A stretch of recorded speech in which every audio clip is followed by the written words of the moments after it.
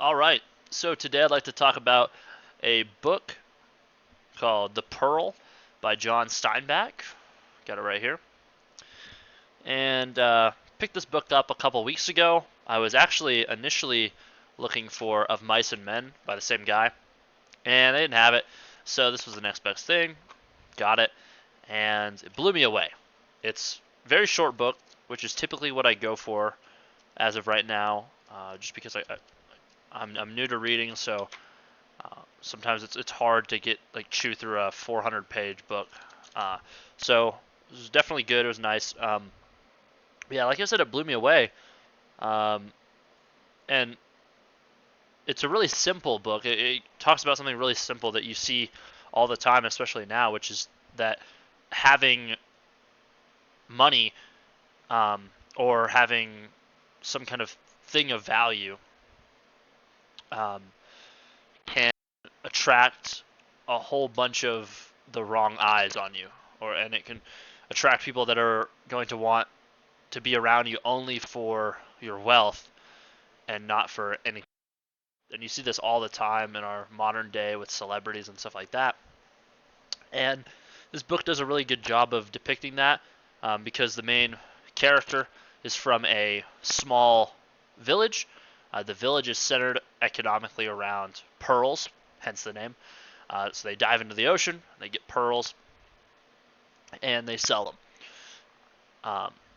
They live close to a larger town, which is more modern, and at least compared to them, like they're living in huts and shit. So it's more modern, and that's where they sell their pearls at. So there are a couple of major characters. There's not too many. Uh, the story mainly revolves around the character of Kino, who is one of the men of the village, and he has a son who's a baby, and a wife named Joanna.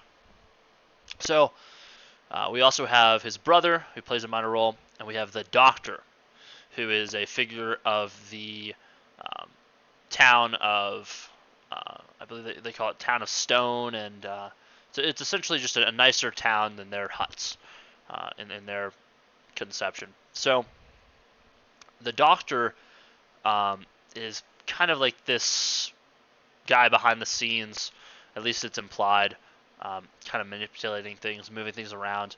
You could say he's like the shadow antagonist of the book. Uh, and then the third character, or group of characters, would be the men, the three men that pursue Kino and his family later on in the book, which I'll get to in a second.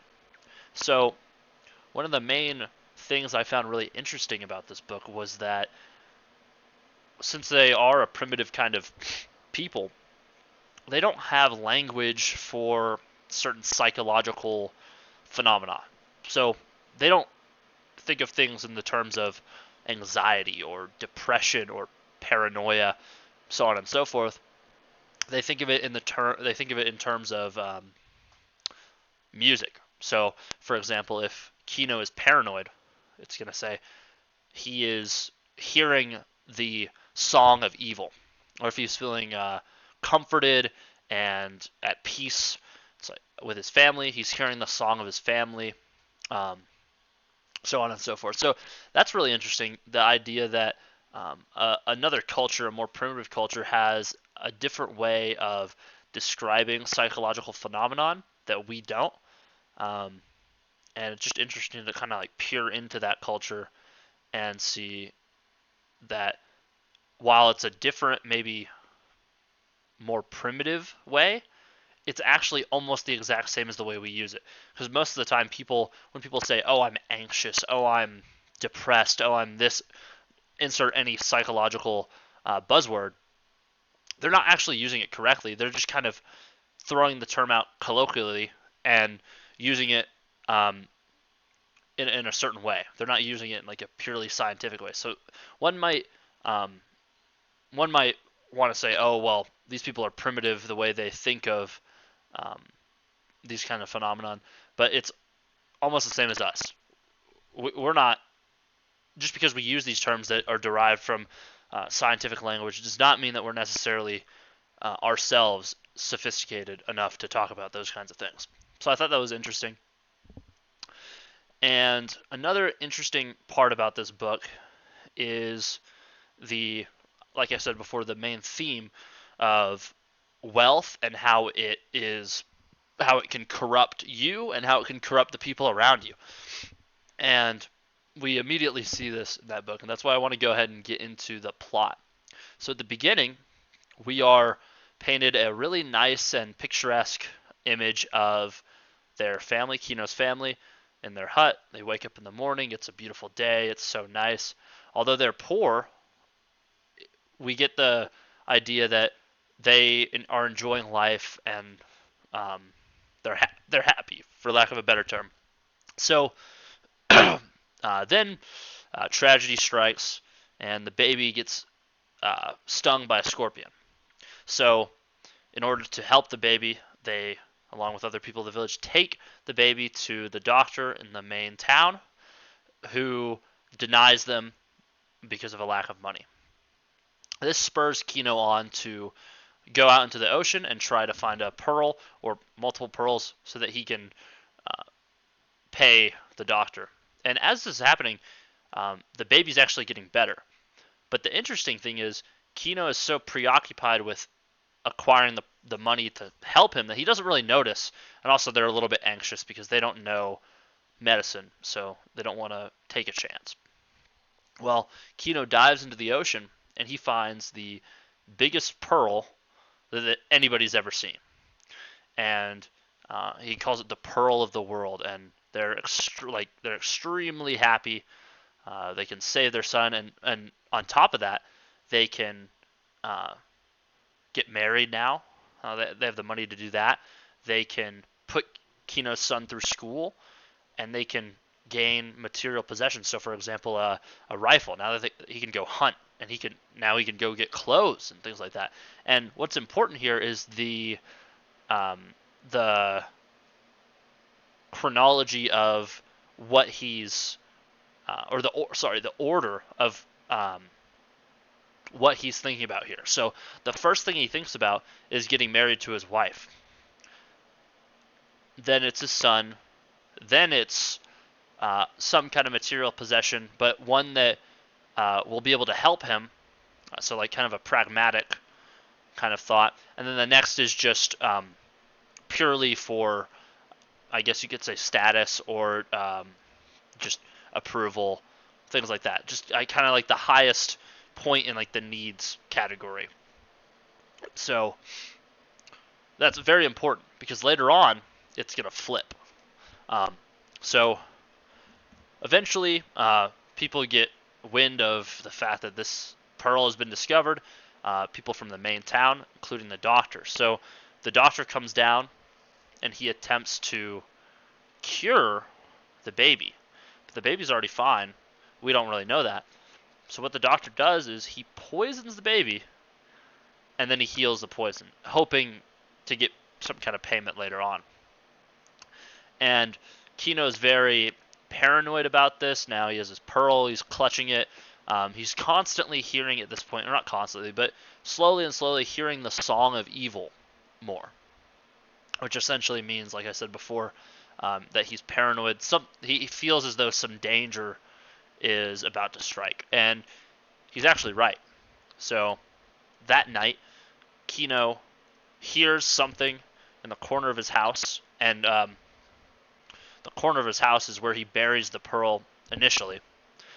But he actually moves it after the doctor leaves to under his sleeping mat. So the doctor thinks that it's in the corner. Anyways, somebody's rustling around. Kino strikes in the middle of the night. Motherfucker runs off. So this is the first encounter with these men of the shadows that are trying to take the pearl. And what I think is that the doctor, what I think is implied here, is that the doctor is going after the pearl. The doctor is depicted as kind of a swinish guy. He's moved here to not to really help people, but just to make some money and take advantage of people who have a lack of medical knowledge.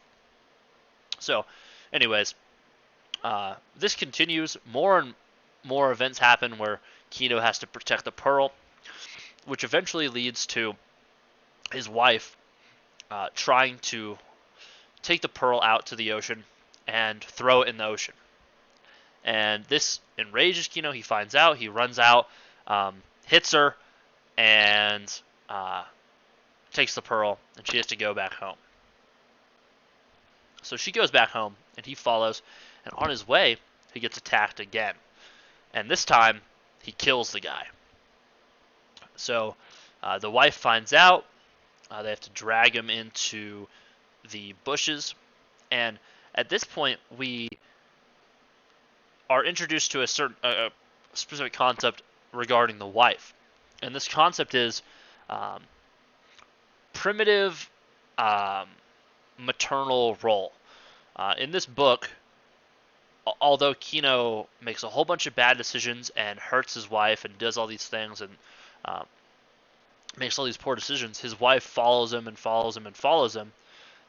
And she feels as though this is justified and all of his actions are justified because he's the man and she's the woman. And I think many people might read this and disagree with it, and I would probably be one of those people, but it's also a case of just a different kind of culture. And it's interesting to see how in these kind of primitive societies, how conditioned they are to think this way. Maybe if the wife was a little bit more of her own person, there would actually be some kind of resolution to this that isn't as bad as what we see at the end. So, anyways, at this point, Kino's killed a man. They return to their home and see that it's been set ablaze, presumably by these men that are in cohorts with the doctor. So now they have nowhere to go, and so they grab the baby and they hide in Kino's brother's house. Well, eventually they set foot on road and travel and try to escape now that they're wanted for murder. And at this point, Kino in his ears is just constantly being rung with the song of evil. That's all he hears. It's all he's thinking about. He's almost animalistic in his behaviors, and he's very calculated and precise in all the things that he does, brushing away footsteps, making sure the trails die, making false trails, things like that. And eventually, they are pursued by 3 men, 2 on foot, 1 on a horse with a rifle. And eventually these men follow them all the way into the mountains where Kino and his family is hiding out. And they're hiding out up on this little cliff ledge. And they're in sort of a mountain oasis area. It has a lake and a little waterfall, some trees. And at night, when the men that are pursuing them go to sleep, Kino makes his final play, and he very slowly creeps down the rocks, making sure to not make a noise, and creeps up, making sure to be very quiet and to not be caught in the moonlight. And right as he's about to make the final blow on the man taking watch, the baby up in the rocks starts crying. And at first, of course, this wakes the other guys up, the other men up. And at first, their assumption is, well, it might be coyotes. And then they continue to hear the cry. And eventually, the man with the gun takes a shot. And at this moment, Kino strikes. He kills the man with the gun. He kills the guy next to him. And another guy tries to escape, eventually getting killed by Kino as well. So this guy has a lot of blood on his hands, all because of some shiny pearl. And the potential that this pearl has. And an interesting thing is, prior to this, before they fled from the village, and before all these calamities struck them, he actually tried to sell it to the pearl vendors, and they denied him. And they actually tried to famous him and get very little for something that was worth a whole bunch. So uh, he's already been he's already faced the fact that he's not even going to be able to get money for this. Um, so he's holding on to a sliver of hope, and even though he's holding on to a sliver of hope, he's generated all these terrible things on his family and his village, um, and the people around him. So, and this is culminates in this final part when the man takes the shot into the cliffside. He hits the baby. The baby dies. So this thing that Kino um, got and kept safe in order to help the baby prosper and to save the baby initially, ironically, is what leads to the baby's death. And Kino is to blame for this. Kino had multiple chances to get rid of the pearl, to set aside his own hopes and dreams of what it could be and what it could get them, even when it was shown to him that it's highly unlikely that this pearl will yield any of that.